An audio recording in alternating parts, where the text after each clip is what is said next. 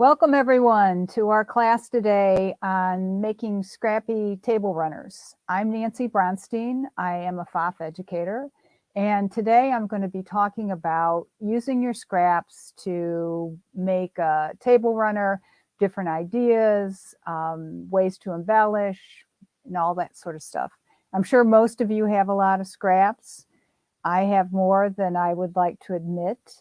Some might say that I'm a scrap hoarder because I don't like to throw things away, but I'm trying to keep it under control. I do have this fantasy, however, that when I retire, I'm going to make all these scrappy quilts and decimate my stash of scraps, but we'll see what happens. I'm sure some of you have that fantasy as well.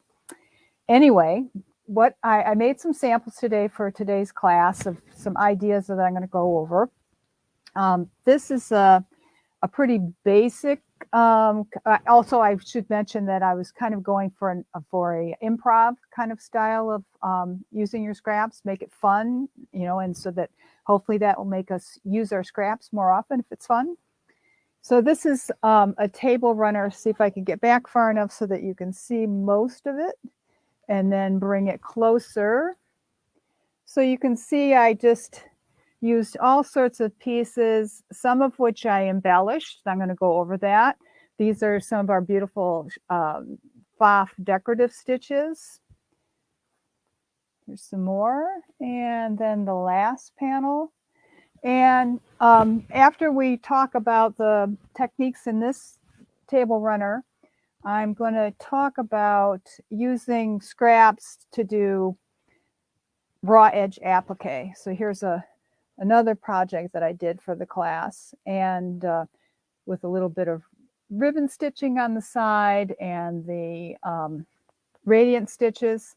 So alternatives to doing free motion, because I found that in teaching students that we all have scraps, and a lot of us are kind of nervous about free motion quilting. So I like to use the decorative stitches, not just to embellish sometimes, but to also to quilt our projects. So we're going to have a lot of fun today, and hopefully you'll all learn something that will help to reduce your scrap collection maybe a little bit. So I'm going to have different camera angles. Please ask questions if there's anything that I go over too quickly. I have some helpful staff here that are monitoring the chat. We have Amy, Meredith, and Ryan today. I'm here in my sewing room by myself, but they are going to alert me if there's any questions. And please do ask questions, because that makes me realize, or it helps me to know that there's actually people listening instead of me just talking into a camera. Okay, so I'm going to change my camera angle and show you how I go about making these blocks. So this is my cutting board, and I just amassed some scraps that are in colors that I think will be pleasing together. And I will iron them if they are wrinkled.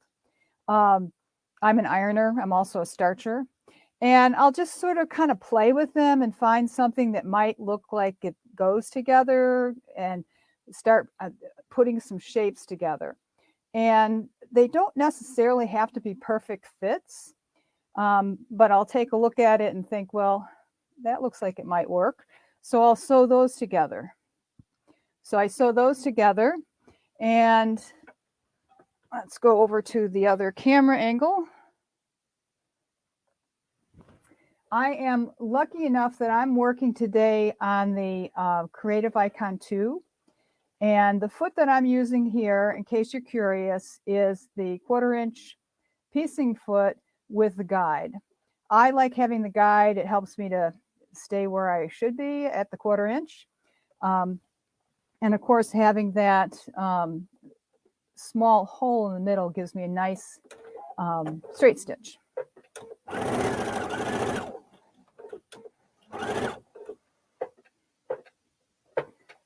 Okay, what's happening with my foot control? There we go. Oh, technical difficulty already. This is not good. Oh, it's hung up on something on my floor. There we go.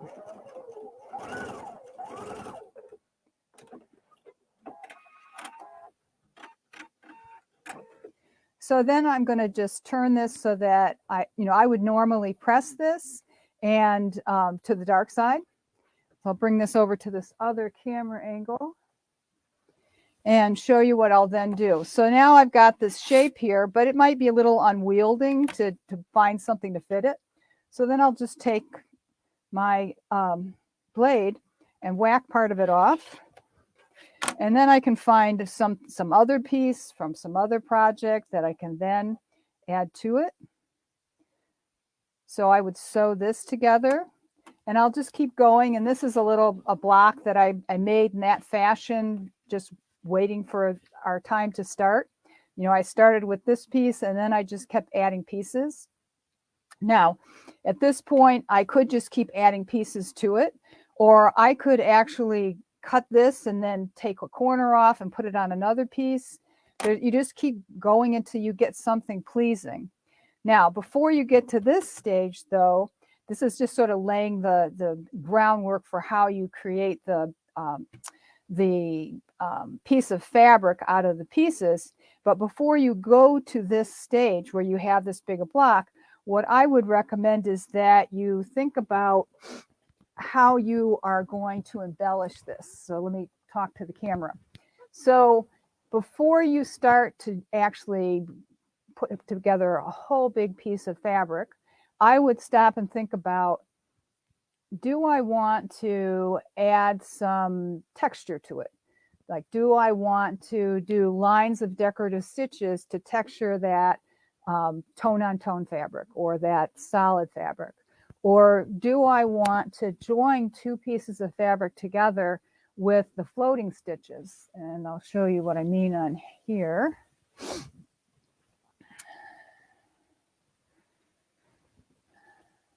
So this little piece at the bottom, this is a floating stitch that actually joins the pieces of it makes the seam.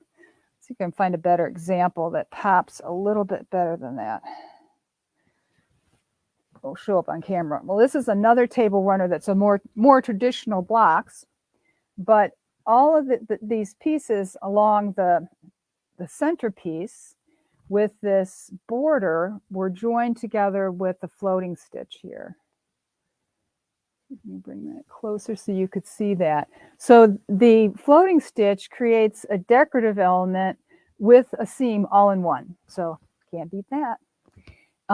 So you want to think about, well, do I want to do that before I put the pieces together? Like I mean, as far as doing decorative stitches, sometimes you can do it afterwards. Like if you have this piece and you look at it and you think, oh, I forgot to do any kind of decorative element. I could go and do a big stitch in here, and I'll show you that. But if you think it out beforehand, you'll have less of that sort of last minute decorative sewing. Particularly if you're going to do rows of decorative stitches, I would recommend doing that before you join it together, because then it hides the beginning and end of the seam when you piece it together. So I've talked about a bunch of different things. I'm going to show you how to do the floating stitches. One of the last Facebook Lives I did, I don't know if it was the last one or the one before that or the one before that, someone had asked me to show how to do piecing with the floating stitches. So I'm going to demo that, and then we'll talk about a bunch of other things. So I'm going to switch to the camera that's on my interface on the Creative Icon 2 and just show you where those stitches reside. So if I just turn the machine on, I would go to sewing. And then I go into my stitches, and the floating stitches reside in the 8th category, which is techniques. And I believe they're 8.6 subcategory. Nope, those are radiant stitches. Here's the floating stitches, 8.5. And there's a bunch of different ones to choose from. I'll just choose the diamond. Often with cotton fabric, I find that I like this particular stitch to be a little bit denser. So I can make that denser by going to Edit Stitch. And then I flip this toggle down here, and I'm going to change it from 0.3 to 0.2. That makes it more dense. I wouldn't make it more dense than that because then you'll just get a knot. So let's close that. And I'm going to switch over to the needle so you can see how this is done. Nope, that's not the needle. There's the needle. So in order to do this stitch, there's two ways that you can do this stitch. And I should have shown you before I started. So you can do the stitch so that you are joining two separate pieces of fabric together and making a seam. Like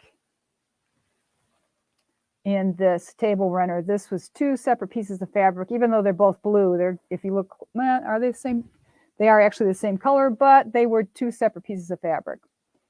Or you can use it just as a decorative element, and a sample here, where it's one piece of fabric, and you fold it in half, and it just makes a line of decorative stitches, which is a pretty nice effect.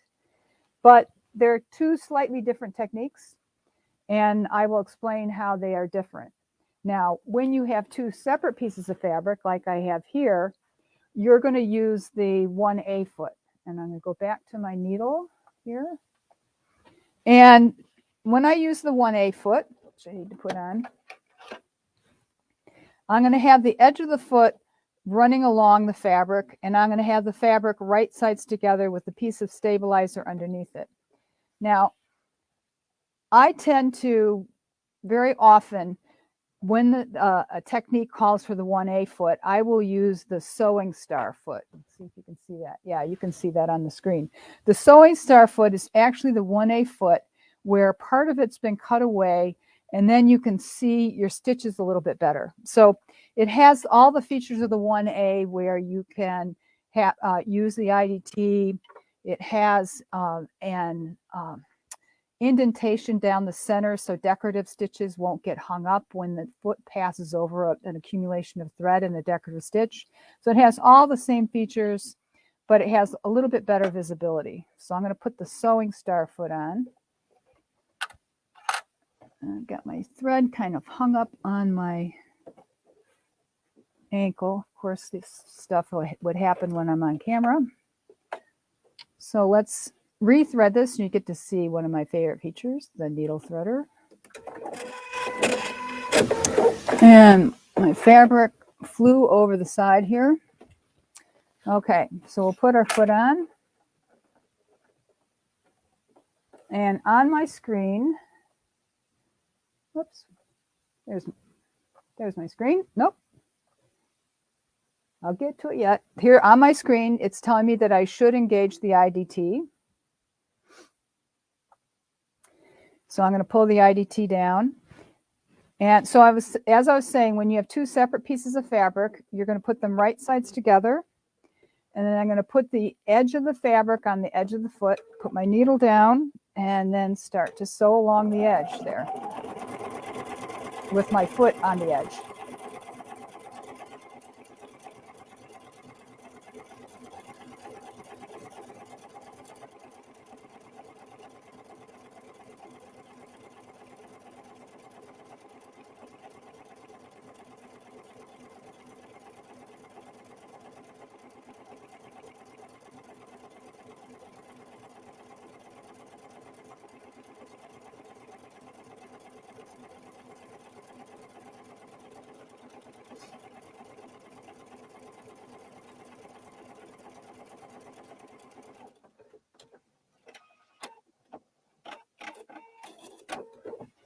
Then when you're done, take the stabilizer off. I usually will keep my thumb over the stitches as I'm pulling the paper off. I just have tearaway on here. You wouldn't want to use cutaway because it would get in the way of the next step when I pop open the stitch. So here's where the magic happens. You've got right sides together, and you open it up, and it forms this beautiful seam with this decorative stitch. I just love that. So that's when you're joining two separate pieces of fabric together. You use the 1/8 foot and you put the edge of the foot on the edge of the raw edge of the fabric. If I were to want to do a row of these stitches on one piece of fabric, I would fold the right sides together, put my stabilizer underneath, and I'd actually put the bi-level foot on. I'm not going to stitch it, but I'll show you how I would set it up.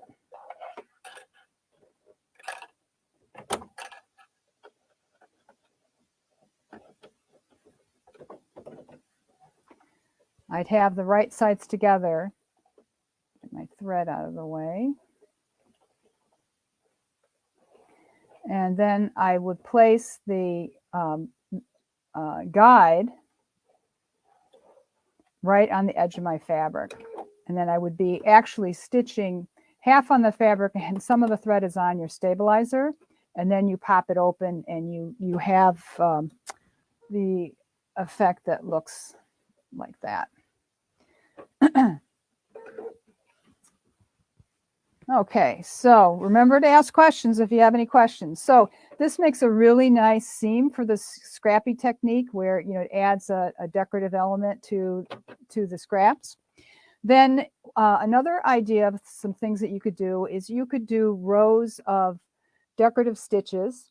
And if you have the icon 2, we have a wonderful new projection light that is really helpful for that stuff. So I'm going to put my 1/8 foot back on and I'm going to change my angle so you can, or my camera angle so that you can see how I turn on projection. So if I want to turn on projection, there's this little icon that looks like a pyramid. I touch there and I'm going to turn it on. And one of the things that I really like is stitch preview. So let's just have that on first and I'll quickly show you what I mean. I'm going to pick a decorative stitch. So let's go into decorative and pick this flower. So I have my flower here, and then when I go over to my fabric, I can preview how that stitch is going to look. And, you know, think about, well, does it look good next to that diamond? Or maybe I need something a little bit more geometric. Then if I want to do rows of decorative stitches, I can go back into my interface and change my projection to putting a grid on. So now when I go back to my fabric, you can see I have a grid there so that I can do rows of stitches whatever distance apart that I want them to be. Like on the interface watch, I could make these further apart, the lines, so it's really helpful when you want to do lines of decorative stitches. Now we have a question here. What weight stabilizer? The stabilizer that I would use is, well, depending upon the decorative stitch, for the floating stitch, I would use pretty much a mid-weight tearable and a tearaway. For some of these decorative stitches that call for stabilizer, most decorative stitches do call for stabilizer. For the decorative stitches, I like to use Stitch and Ditch.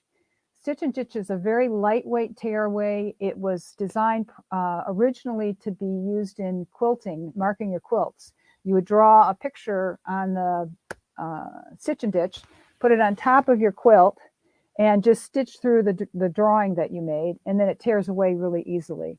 But it does give enough support for stitches like that little flower stitch that I just loaded, but not quite as much as I would like for the floating stitches, because those are more thread stitch intensive.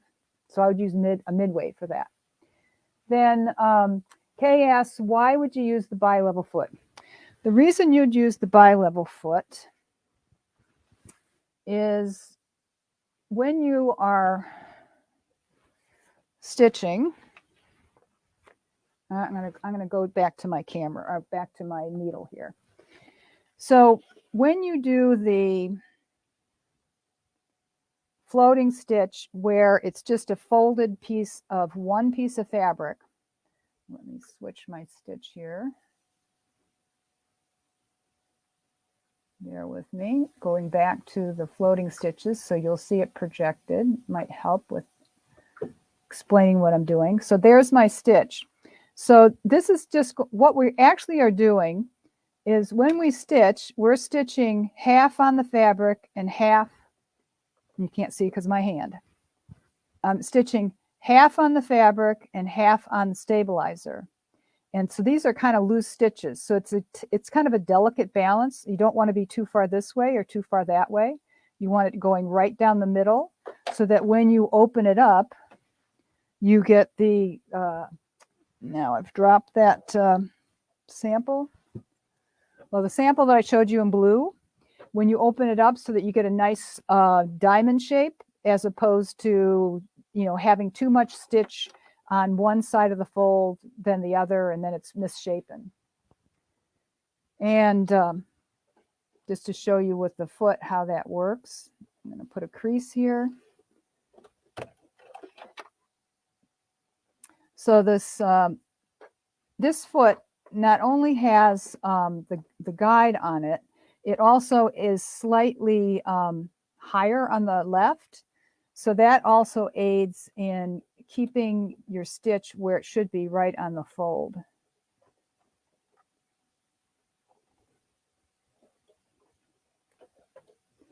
So we have this guide here, and the guide helps you to keep your stitches right where you want them to be, so they're right on the fold. There's not too much on this side or not too much on that side. It keeps everything, you know, right where you want it to be. This comes with the Creative Icon 2, this foot. It's also really good for doing top stitching. So if I wanted to top stitch something, I would put it in place like this, and then I'd move my needle over to here, and then I would have a really uniform top stitch, you know, the same distance across all the way. So whenever I top stitch a bag, something like that, I will put this foot on and move the needle over, and it makes a really nice top stitch. But it's also good for this particular stitch. Now, if you have the icon, we do have, see if I find the, okay, inside the icon, there is a tutorial for these stitches. I didn't go in the right place. I want this book up here with the bookmark. I go to Techniques and Tutorials, Sewing Techniques, Exclusive Stitch Techniques, and there is a video and instructions on how to do the floating stitches with one piece of fabric or with two pieces of fabric. So, you know, if you have, you want to do this stitch, you don't remember how I did it, you can always consult the tutorial. Also, everyone should be aware, hopefully, that after our Facebook Lives are over, they are within a day or so posted onto YouTube. So you can always consult the Facebook Live where there was a technique that you wanted to try later. Okay, any other questions? No, that looks like that's it. So that's the floating stitch. Now, if we wanted to do, we're going to get out of the help center here. If we wanted to do rows of decorative stitches, I would go back to sewing.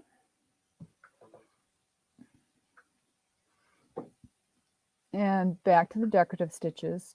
Let's pick up the flower. And I have my, I'm going to put my, just to save time, I'm going to put this 1A foot back on because I'm not trying to get the most stellar results. I'm just trying to demo this very quickly for you all.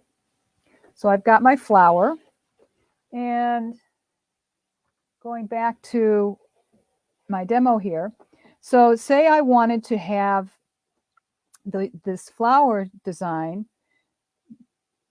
parallel to my diamonds here. What I would do is, as I am stitching, I'm going to keep this grid line right on the seam line right here. Then that flower will be parallel to my diamonds. So I am actually, typically when I'm sewing, I'm kind of looking at the needle and right in front of it. When I use the grid, I'm actually watching over here as I'm sewing. Because I want to keep that grid line right on that seam line so that my flower stitch is parallel.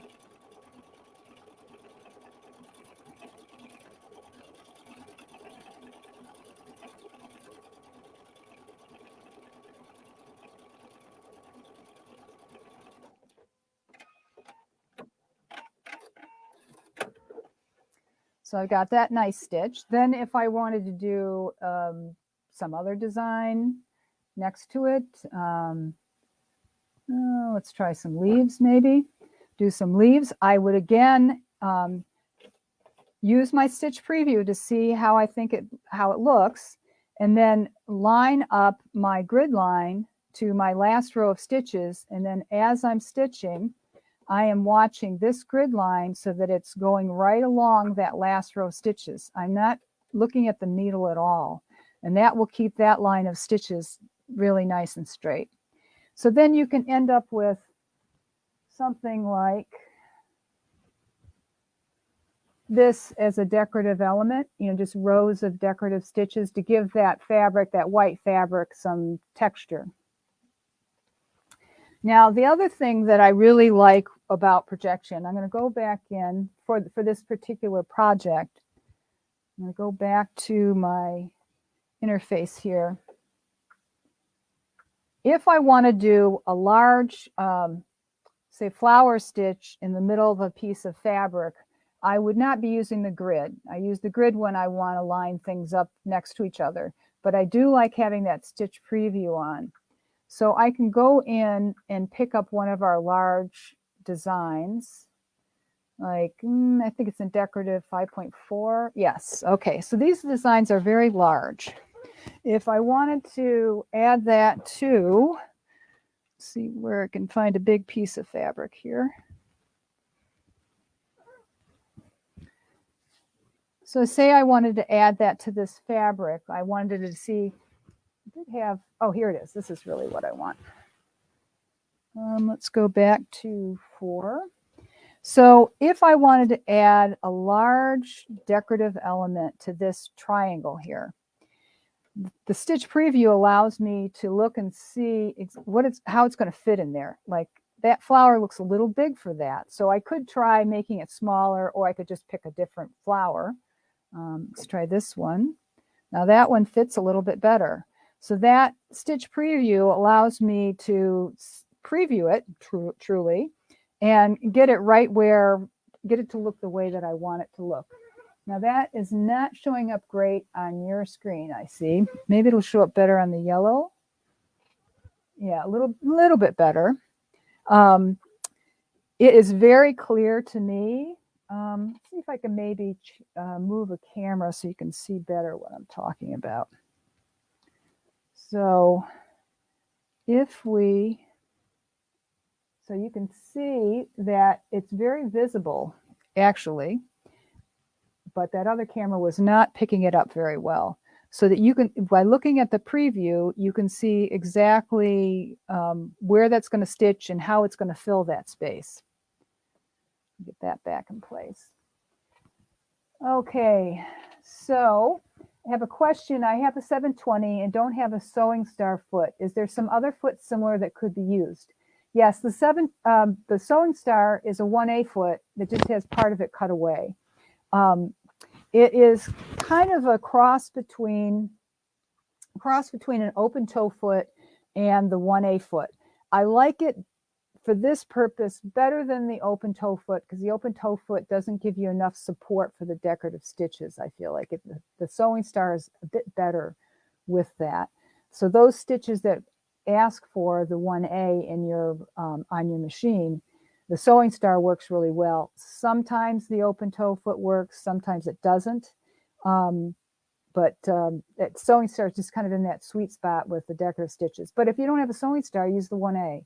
that, or whatever your machine asks for, 1A or 2A or the 8-foot, depending upon the stitch that you choose.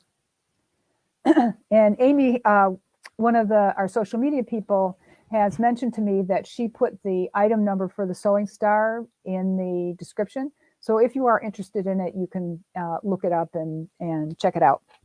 It's one of my, I have probably 7 or 8 optional feet that I use a lot, and that's one of them.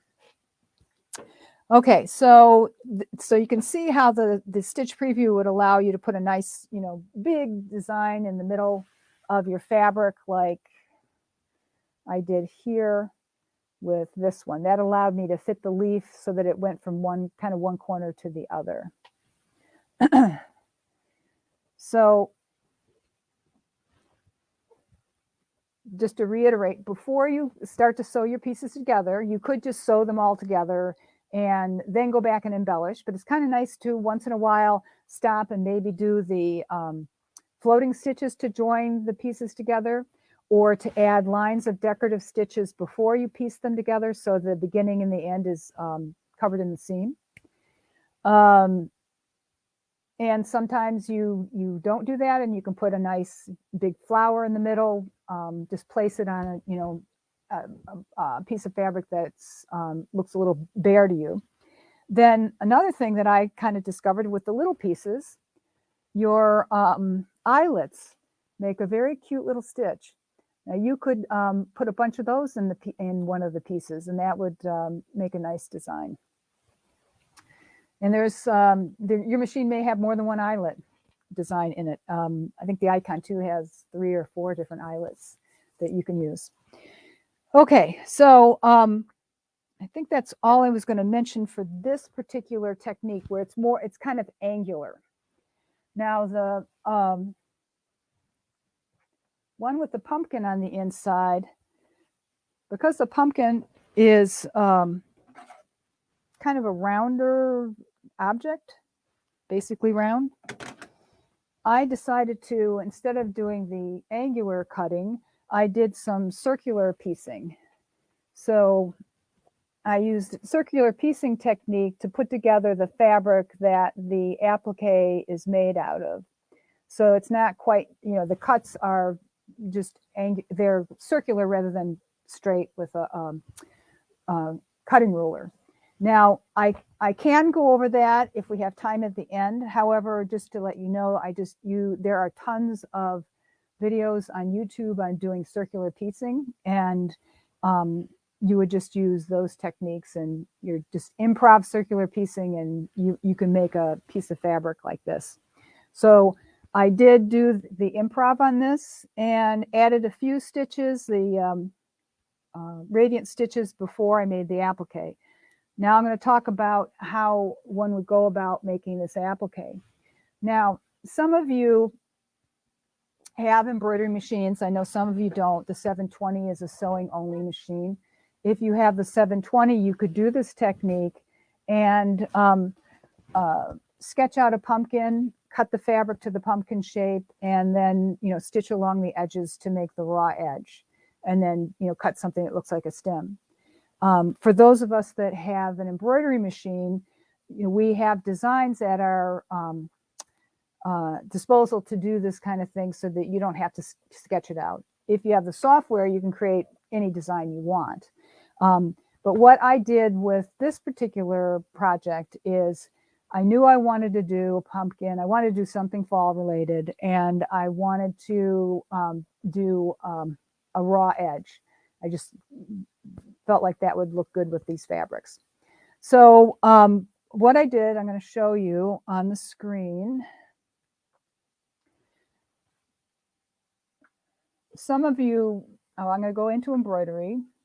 Some of you may know about the MySonet embroidery library. Some of you may not. The MySonet embroidery library has over 8,000 designs in it currently, and there are 2 ways you can buy designs from there.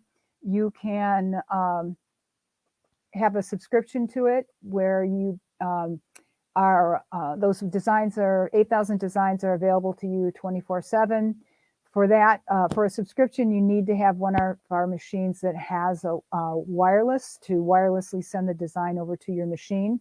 Those are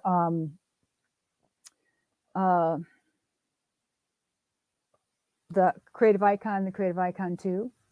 If you have one of our older machines, or if you have any embroidery machine, you can purchase individual designs, and then they will be, once you own them, they will be, you can download them in the format that you utilize and transfer those designs however you transfer designs. And the designs are not very expensive, and once you purchase them, they're yours for life, and then you can get them into your embroidery machine and use them. Let's see. So I've got a question or comment. Let's see. Eleanor says, I gave my daughter my Creative Sensation Pro. You're a very nice mom. When I purchased my performance icon, can she do what you are teaching today? Pretty much, yeah. The Creative Sensation Pro may not have every decorative stitch that I'm showing, but she can use all those techniques. So, and she can use embroidery, but she would not be able to have a subscription to the embroidery library because she doesn't have a wireless machine, sewing machine. The Creative Sensation Pro is not a wireless sewing machine, but she could purchase a design from the library and port it over to her Creative Sensation Pro, however she does with designs she buys off the internet. So on our machine, if you have the Creative Icon 2, you can look at things that are in the library by touching this icon that has a flower and a globe. So now I'm inside the library, and what I did is I went and I looked for pumpkin. Now, if you are interested in this design, you don't have a subscription, you can purchase this design on your computer by going to MySonet.com into the library. I don't know how much it is, but I'm sure it's not much. And so I'm going to put pumpkin in the search field and then search for a pumpkin design. And there's a whole bunch of designs that kind of keep going, but I wanted something that would be suitable for doing a raw edge applique. So I saw this and I thought, well, that looks like it would work. And I loaded it.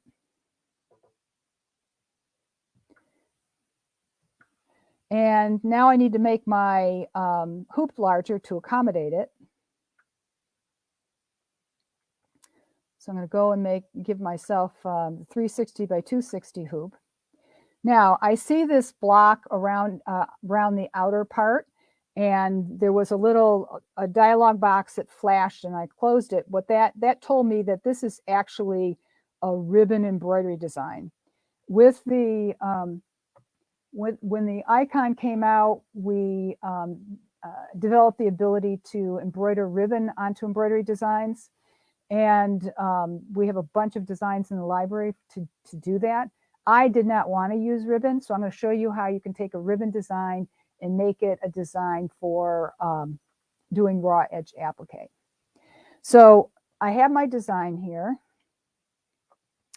And the thing with ribbon designs is that the ribbon designs are basically a straight stitch that's stitching down the ribbon. So that's what I need for a raw edge applique. But I do want this to be a bit bigger. So I'm going to go down, I'm going to go to Edit Design and select my design and go into Scale to make this a bit bigger. And now I have a big ribbon design. Actually bigger, too big for that hoop because it's going outside of this inner rectangle is telling me that it's too big to do a ribbon embroidery in my hoop, but we're going to change this to just a straight stitch design. And the way you do that is you go into your color palette, and when you see these icons, it means that it's a ribbon design. We're going to change this to just straight stitch, and the way you do that is just by changing the color. If you change the color, it strips off the ribbon instructions and it's just a straight stitch. So I'm going to choose the first one, and I'm going to go to change color. And you could do this on your machines however you change color, on your particular machine. So I need to go in and just make this a different color. and click OK. And once I change the color, now it's just a straight stitch. And I need to do that for the stem as well. Change that color.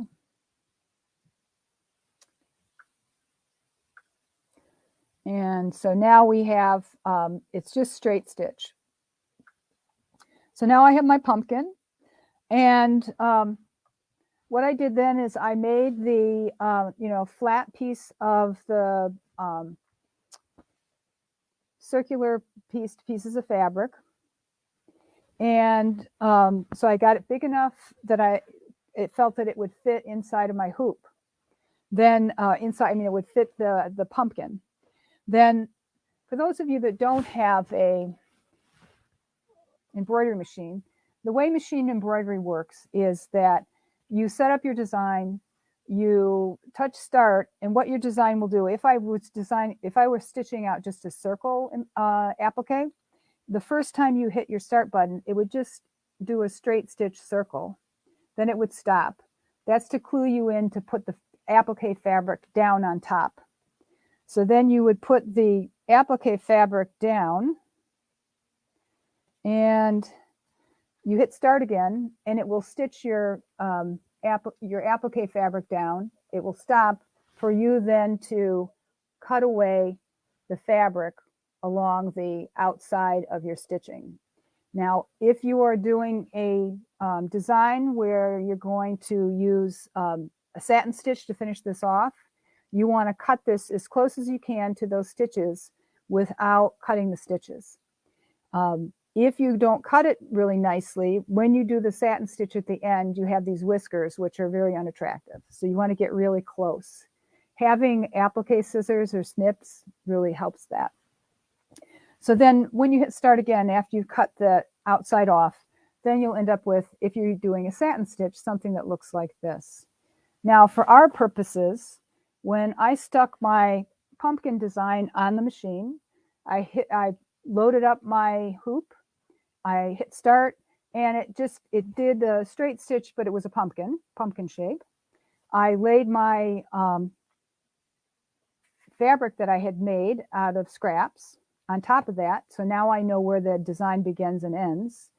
And what I had to do was then go back to the first color again. I'm just going to keep repeating that first pumpkin color because it's just a straight stitch outline of the pumpkin. It does put some of the, let's see, you do get some of these lines in here. You know, if I wanted to, I could go into the software and remove those, but that was too much work. So I just stitched this part first on the plain fabric, laid my applique fabric down, had it stitched that again. So then I had my applique fabric down and then cut around it. Now, I did make a mistake at that point. I am so used to doing applique where I have a satin stitch outline and not liking the whiskers that I cut really close to the stitches, which is not a great idea when you're doing raw edge, because then, particularly if you're ever going to wash it, those edges fray and it can start to come apart. You want to leave a little bit around the outside of those straight stitches. It's also a good idea to use a fusible before you lay your fabric down, and that keeps it from fraying as well.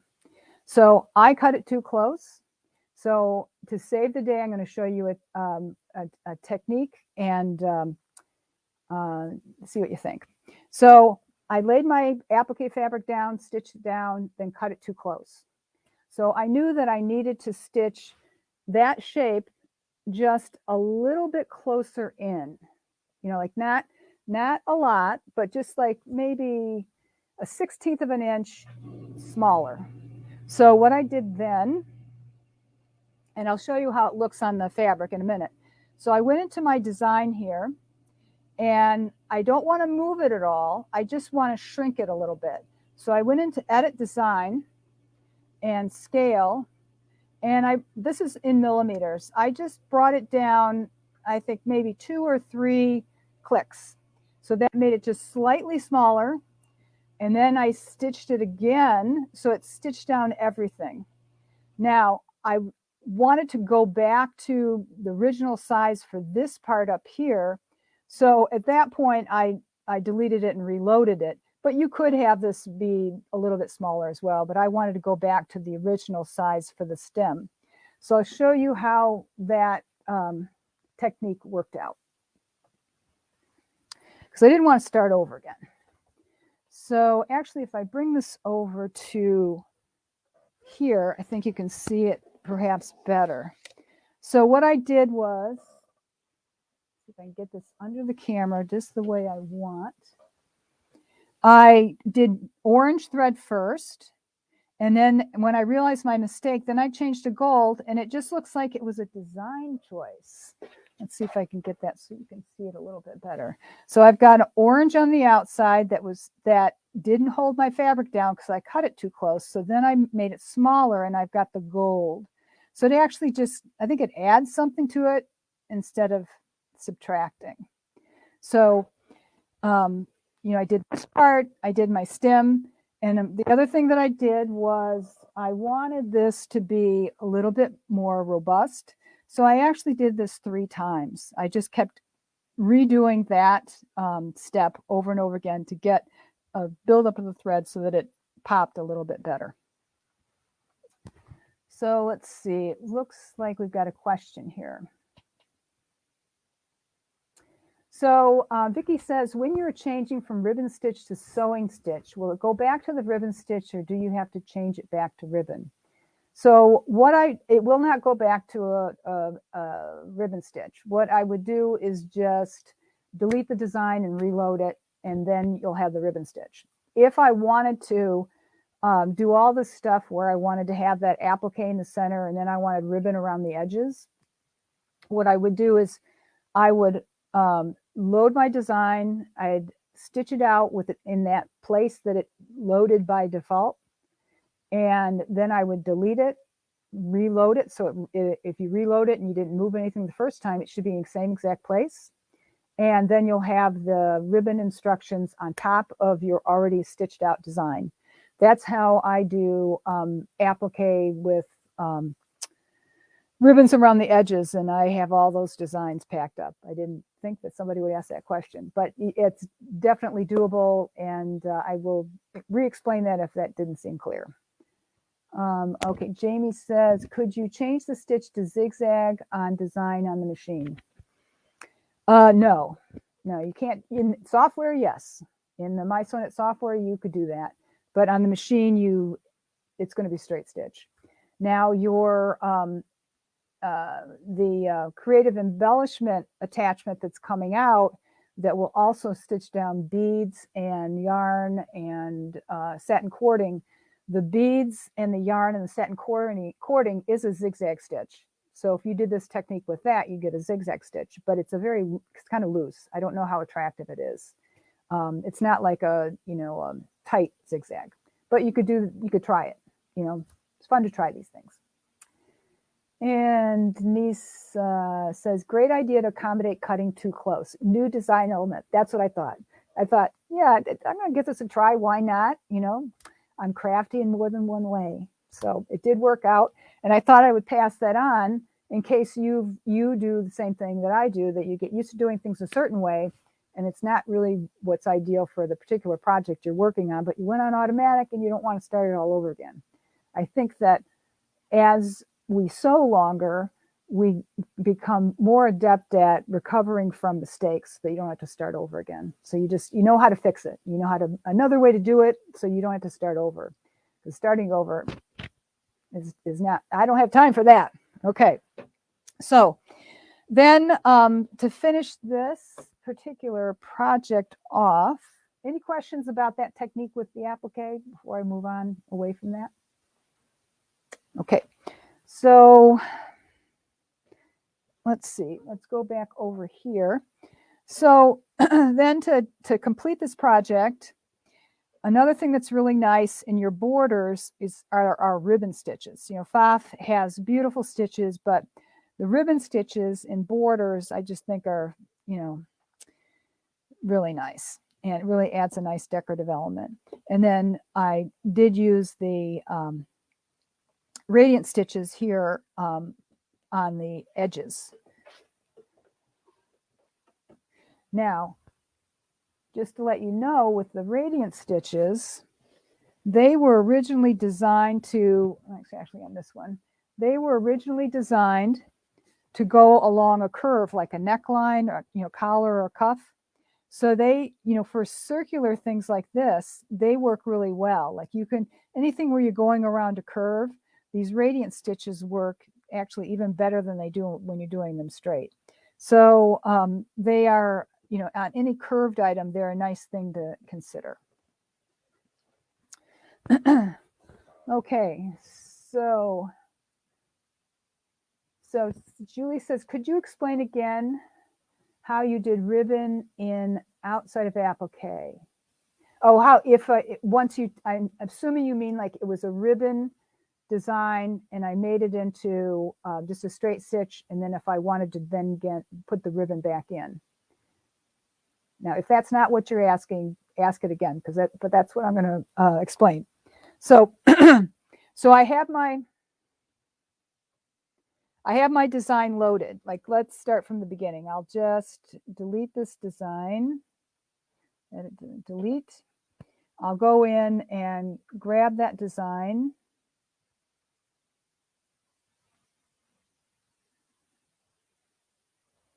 And in my basement, so internet is not quite speedy when I'm streaming. So I search for my pumpkin, get it loaded. That just told me that I had a ribbon embroidery, and I'm going to make it a little bit bigger. Now, at this step, I don't want to make it outside the bounds of this rectangle because then I won't be able to add the ribbon. So I'm going to bring this down to where I can see everything here. We need to make this smaller. So now, because I'm changing the size of this, what I'm going to do so that at the end, when I put the ribbon back in, I want to note what these numbers are. Because I changed the size, when I reload the ribbon design, I want to make sure it's the same exact size.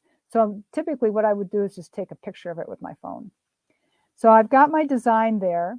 And then to get rid of the ribbon instructions, I would touch there, change color,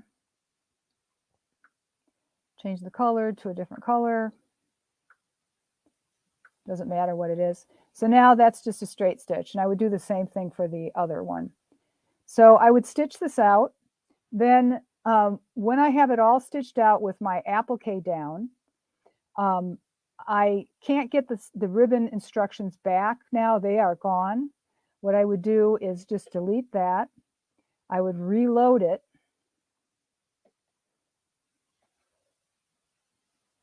If I was smart, I actually would have made my changes and I would have saved it onto in my file manager, but that would be an easier way than actually taking a picture, but I didn't do that.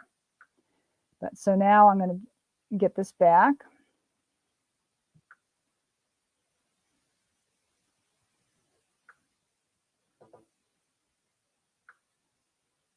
So once I made the size changes, what I meant just now is once I made the size changes, then I would have saved it before I took away the ribbon instructions. So then I could just reload it from my file manager. But now I have the original design. I would change the size to whatever it was I had taken, somehow noted what the size was, my original changes. And now I have my ribbon instructions back. They're back there, and I can just stitch it out. Because I haven't shifted the design itself at all, it should stitch right on top of the straight stitches, and you should be fine. So let's see. Okay, that was the answer to the right question. So Patricia says, could you duplicate that design and then it would still have ribbon color on the last one?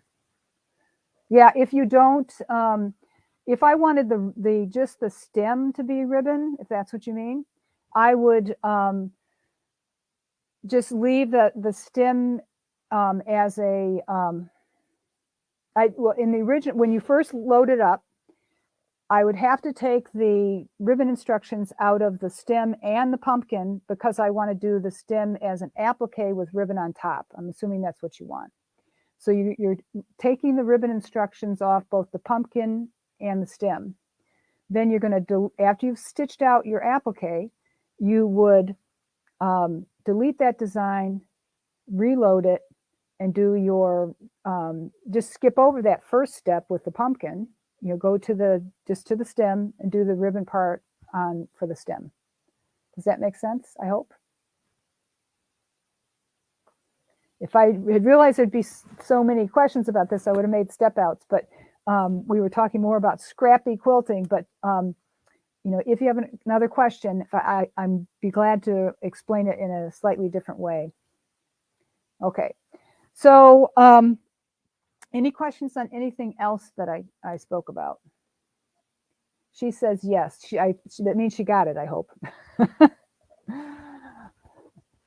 Okay, great. Yeah, I've used that technique on a few different things. I wish that I had pulled the samples out. There is a cat in the MySonet library, or it might actually be on the icon too, and a cat ribbon design. And I took some scraps and made a piece of fabric and made an applique, put black ribbon around it with the ribbon attachment.